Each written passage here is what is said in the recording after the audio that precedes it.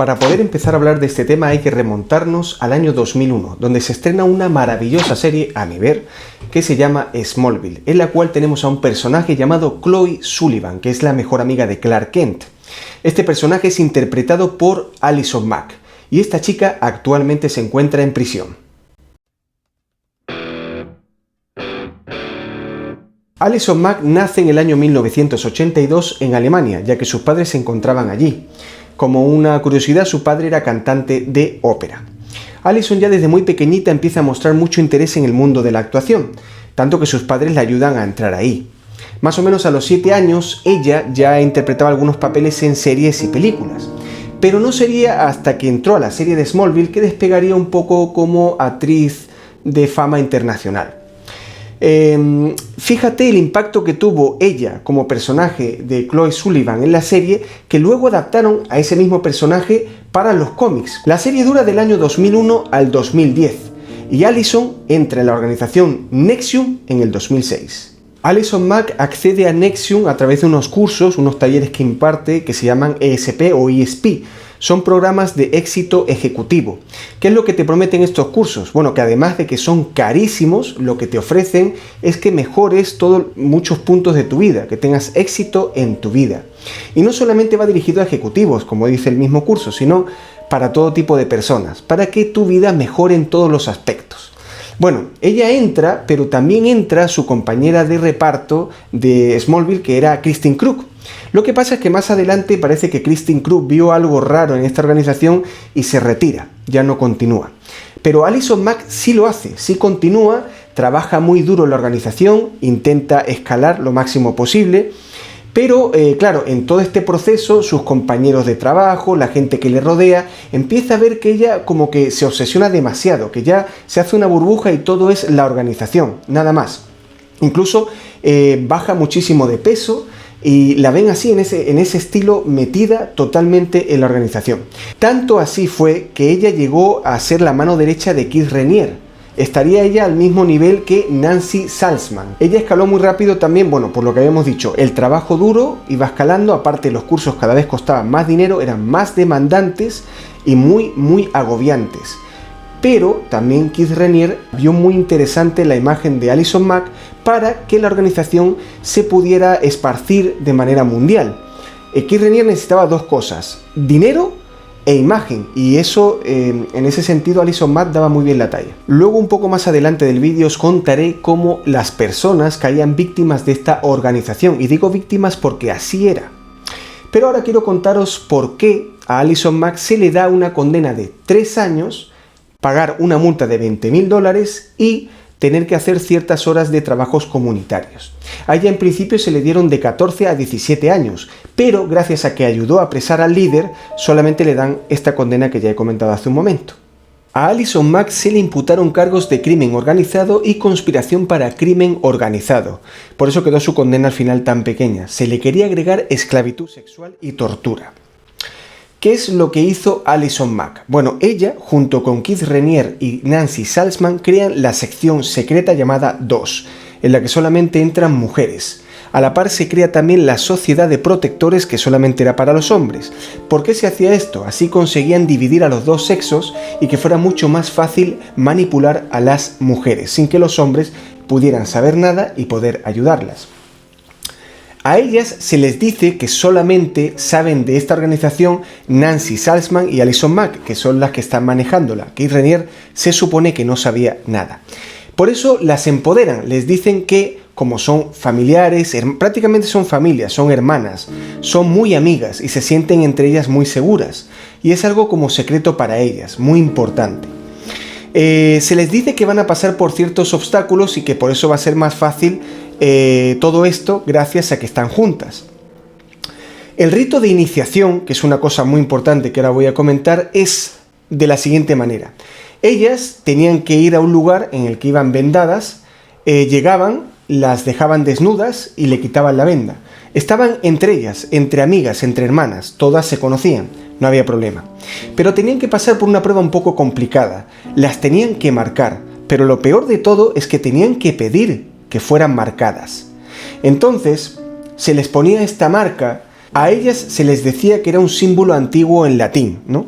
Pero cuando tú te acercabas y veías bien la marca, era AM, de Alison Mack. Y si lo girabas, podías ver KR, de Keith Raniere. Después de terminar el rito de iniciación, ya formaban parte de esta sección, que como digo, era secreta. Aquí viene algo muy importante, y es que ellas, para no poner en peligro la sección, que como decimos era secreta, tenían que entregar algo que llamaban la garantía. La garantía se entregaba de manera mensual, y era más o menos así. Tenían que, por ejemplo, hacerse una foto a ellas desnudas, o entregar un testimonio de algún familiar o algo que pusiera en evidencia a tu familia y a ti, que fuera embarazoso, que fuera vergonzoso, que te pusiera a ti en evidencia, y eso hacía que se tomara más en serio el compromiso con la misma sección que, como digo, es secreta y no podía enterarse nadie. Por lo tanto, esa era la protección que tenía. Esto me lleva a hablar de cómo ellas se manejaban en la misma sección. Era como decir, las más antiguas se denominaban algo así como amas y las que entraban nuevas eran las esclavas. Entonces era el juego ese, que ellas lo veían gracioso, de mi ama, ya puedo irme a dormir, mi ama, puedo hacer esto o puedo hacer lo otro, y la ama le daba permiso.